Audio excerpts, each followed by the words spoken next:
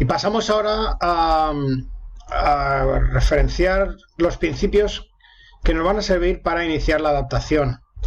Y el primero que tenemos es el principio de eficacia, donde lo que debemos de tener en cuenta es que el estímulo, ese estímulo al que sometemos al organismo, ese estímulo de entrenamiento, debe superar el umbral de estimulación que posee cada individuo. Si ya hemos visto que en principios anteriores había un umbral óptimo a partir del cual los efectos del estímulo eran los más adecuados para mejorar, siempre debemos de tener en cuenta que cada individuo tiene un umbral a partir del cual el estímulo es eficaz. Evidentemente, esto en deportes individuales es menos determinante, es más fácil realizarlo, pero claro, nosotros trabajamos en un deporte colectivo, en un grupo de 22, de 25 personas. ¿Dónde está el umbral de cada uno de ellos a partir del cual podemos conseguir los efectos que pretendemos con el entrenamiento? Pues eso, hay que tener en cuenta que cada deportista tiene un umbral de estimulación y una zona de máxima tolerancia, y para que se produzca efecto del entrenamiento, esos estímulos deben estar situados en la franja comprendida entre ambas líneas. Y vuelvo a recordaros, imaginaros o pensar en un grupo de 25 jugadores amateurs o profesionales, donde tenemos el típico jugador que tiene una condición física espectacular, que se encuentra muy bien, que es joven, y un jugador más veterano y que le cuesta un poquito más el realizar este tipo de esfuerzos.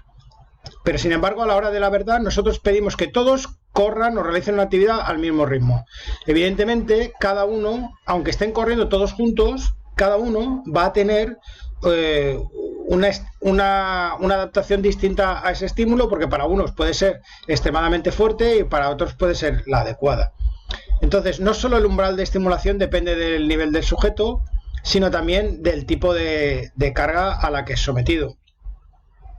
Podemos ver como para entrenar la resistencia aeróbica se suele considerar el umbral de la implicación del 50% del rendimiento máximo cardiovascular para personas no entrenadas, y evidentemente una persona que está entrenada, pues ese 50% del máximo cardiovascular efectivamente puede ser que no le produzca ningún tipo de efecto.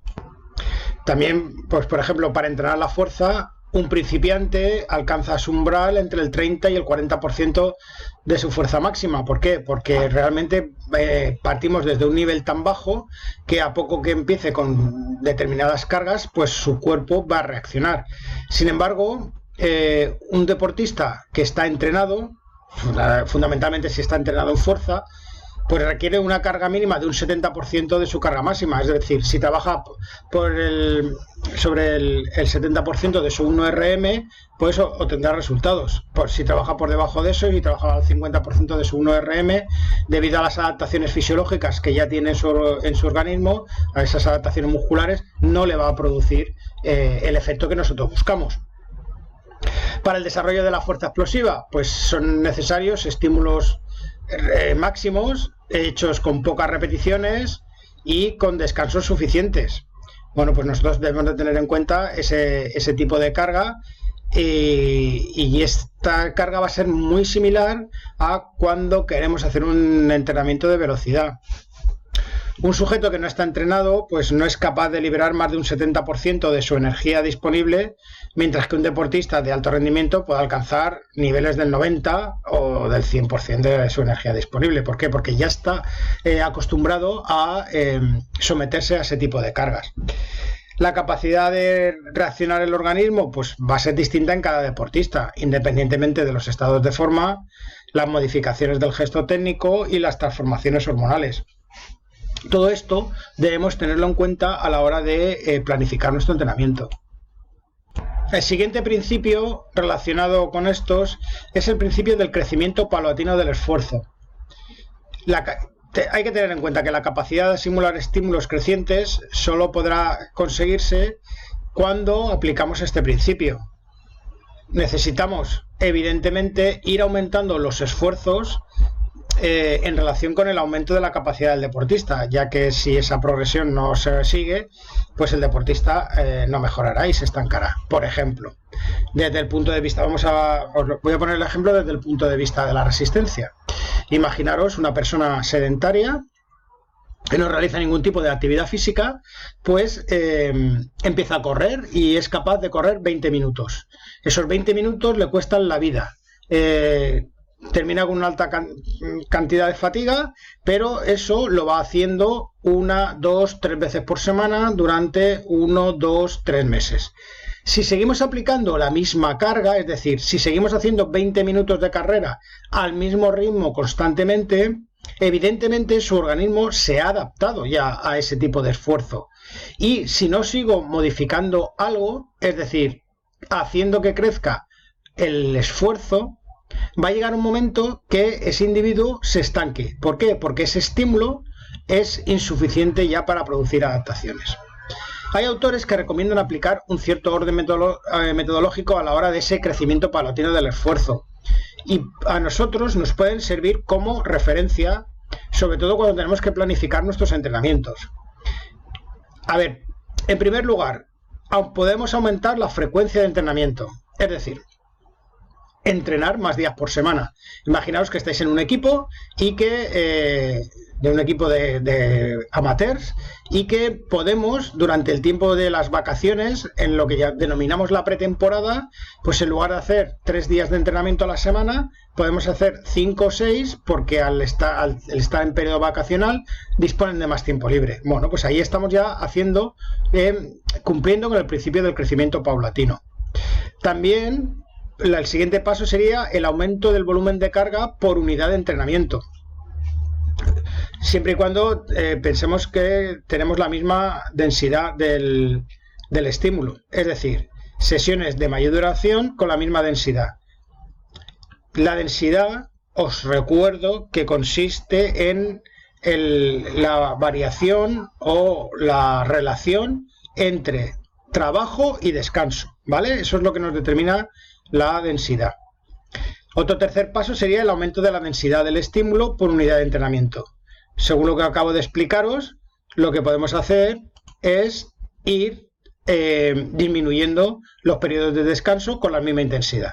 Si nosotros estamos recuperando entre cada serie de ejercicios 3 minutos, pues empezamos a recuperar 2 minutos, estaremos aumentando la densidad del estímulo, con lo cual estaremos aumentando la capacidad de fatiga del organismo y provocando esas adaptaciones que estamos buscando. Y como último, podemos ir aumentando la intensidad del estímulo, es decir, la calidad, el factor cualitativo que hace que el entrenamiento sea más intenso. Podemos distinguir 2 formas de aumentar las cargas de entrenamiento, ¿vale? Por un lado, tenemos la forma monotónica. ¿Qué quiere decir monotónica? Pues es aquella en la que se produce siempre un aumento de la carga, aunque no tiene por qué ser dicho aumento siempre en la misma magnitud. Por tanto, hay momentos que se incrementa de forma más rápida y otros menos rápida. De todas formas, este tipo de forma de ir aumentando la carga suele llamarse también lineal. ¿Por qué? Porque siempre se va aumentando en función de algunos parámetros, como puede ser el volumen o la intensidad, etc. Y luego tenemos la forma no monotónica, que es donde se produce a veces una disminución de la carga con respecto a momentos anteriores. Es decir, hacemos una especie de onda. Y esa ondulación es más marcada que lo que conseguimos con la forma monotónica.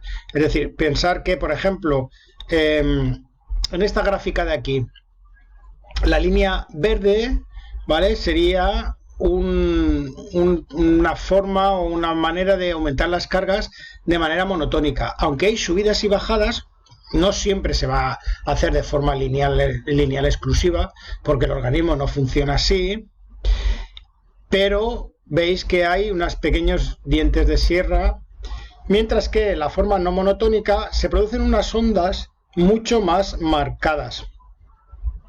Estos periodos donde la línea va hacia abajo, pues evidentemente nos va a servir un poco de recuperación para después volver a subir la intensidad y acabar con un pico mucho más o bastante más alto que el que teníamos anteriormente. Esta forma ondulatoria es bastante importante para deportistas de mayor nivel, mientras que la otra más lineal se utiliza con deportistas amateurs. Dentro de esta forma más ondulatoria, pues existen dos formas principales de aumentar la carga. Por un lado tenemos la propiamente ondulatoria y luego tenemos la de choque. La ondulatoria ya hemos hablado un poquito de ella en la diapositiva anterior, mientras que la de choque supone que el incremento de la carga no se debe de hacer en cada sesión, puesto que por lo general una sesión no es carga suficiente como para originar cambios visibles en el organismo. El aumento de la carga debe de hacerse de forma gradual y en relación con la actividad deportiva. Si pensamos en lo que podría ser una forma de aumentar la carga de choque, supone que durante un cierto periodo de tiempo nosotros elevamos ese estímulo de forma muy evidente. Cuando más elevamos el estímulo, pues luego tenemos que permitir que el deportista se recupere, porque si no hay una recuperación adecuada a la hora de rendir a nivel deportivo, pues no se va a conseguir. En deportes de resistencia, el aumento de la carga debe ser pequeña, puesto que un gran número de aumento de la carga forzaría a disminuir el volumen de entrenamiento y esto no produciría la adaptación funcional que deseamos. Por ejemplo, imaginaros que nosotros queremos que un deportista mejore su resistencia aeróbica y en lugar de ir subiendo progresivamente los tiempos de carrera de 5 en 5 minutos, pues lo vamos subiendo de 20 en 20 minutos. Pues evidentemente al final el deportista no podrá asimilar esas cargas a las que les queremos someter. Pero ¿qué pasa con los deportes de complejidad deportiva? O los que denominamos de equipo, donde es fundamental el dominio técnico. Pues el aumento de la carga va a venir condicionado por la coordinación motora y por ello hay que dar tiempo a su adaptación. Si hay un deportista, un futbolista, que es nuestro caso, al que sometemos a determinadas cargas, pero no relacionamos esas cargas con la habilidad o con la capacidad técnica, pues evidentemente yo no quiero un futbolista que corra mucho, pero que cada vez que tiene el balón en los pies tengamos un problema. Los aumentos de las cargas de entrenamiento no solamente deben realizarse en pequeños ciclos, como los microciclos, sino también en los macrociclos, ¿vale? Tenemos que tener una visión, digamos, más a medio plazo. Aunque en la actualidad parece que en los volúmenes se ha alcanzado un techo y se trabaja fundamentalmente en el incremento de la intensidad. En deportes de equipo, evidentemente, tenemos una limitación y es que no tiene mucho sentido que si una competición en un deporte de equipo, como es el fútbol o el balonmano que dura 2 tiempos de 30 minutos, sigamos aumentando altos volúmenes de trabajo para un deportista que realmente tiene que estar sometido a la carga máxima que es la competición durante 1 hora. También hay que tener en cuenta que la carga de entrenamiento debe de aumentarse poco a poco para evitar la sobrecarga y la fatiga, ¿vale? Entonces hay que tener paciencia y programar los procesos para largos periodos, no buscar el cortoplacismo. Los aumentos en el rendimiento más eficaces se van a conseguir variando los esfuerzos, ¿vale? Continuos y regulares, variando el método con intervalos y con método de duración. También la intensidad debe ser lo suficientemente grande como para activar el metabolismo energético y produzca síntesis de nuevas sustancias. Atendiendo al tipo de cualidad que se quiera desarrollar, habrá que utilizar una intensidad o un volumen distinto, ¿vale? Como veis aquí en las imágenes, pues tenemos distintos tipos de manera de ir aumentando las cargas de trabajo, de tal manera que el deportista se puede ir adaptando, que no acostumbrando, que es otro concepto distinto. Y por último tenemos el principio de variedad, ¿vale? Teniendo en cuenta que se entrena hoy con grandes volúmenes e intensidades, para evitar la monotonía en el deportista hay que darle gran variedad de ejercicios. Tenemos que calentarnos la cabeza para que consigan los mismos efectos que buscamos, pero que cada vez le vayamos variando los ejercicios con los que lo van a conseguir. Y la variedad se puede conseguir de 2 maneras. Bien variando las cargas, es decir, seleccionando ejercicios distintos y con efectos cada vez mayores, o bien variando los métodos, jugando con método interválico, con método continuo, de tal manera que el deportista no sea consciente de que siempre está haciendo lo mismo.